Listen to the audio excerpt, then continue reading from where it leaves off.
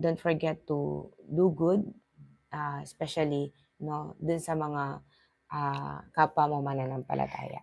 So uh, it's we need to seek why God wants us to start a business, and I do believe makikita mo talaga yung answer in His Word. And um, He makes actually kung kasi pinag-aaralan ko din, and God lead me those people, especially sa online.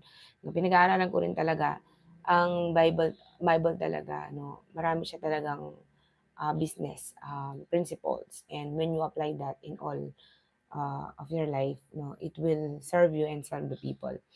So we need to go straight to God's word, uh, why we do a business. And if you want to learn and know why God wants you to have a business, you go straight to His word. No? And business is a journey that will bring us closer to God, because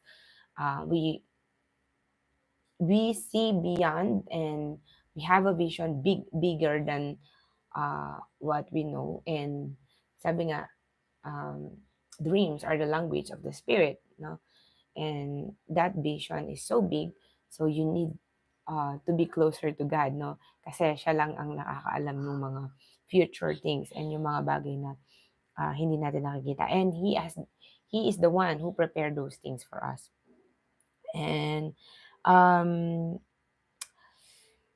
um, yeah, and God has always a plan for us, and every plan that He has for us is to prosper us and to bless us and to give us abundance in life.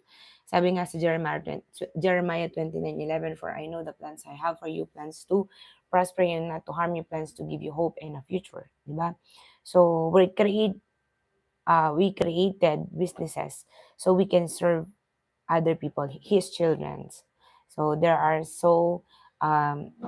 importance in serving, and we serve the people by the things that put God by the things that God put in us.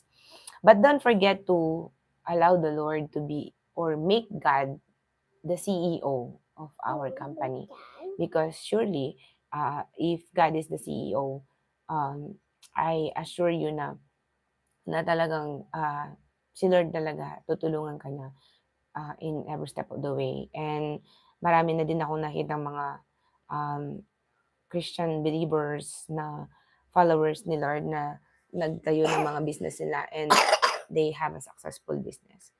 So don't forget to make God the CEO of your company or your business. And it also help us when we have a business. It also help us to expand His kingdom, and why we will represent the right uh, who Jesus in the marketplace, no? And um, we discover that the value that you have is in the that you have is the value that God put in you.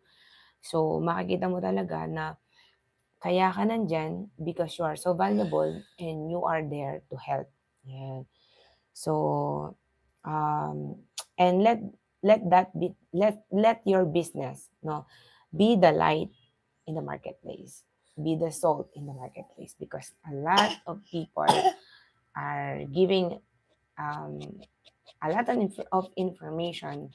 But if we, as a believer of the Lord, of Jesus Christ, if we do business, we will represent right, that we will be a light, and we will be at the salt, based on the source, on the right source, on the truth source that God has for us. So yun, God wants you to start a business because He knows you can serve, and that is the intention that God will put in our heart as we uh, start our business. God bless.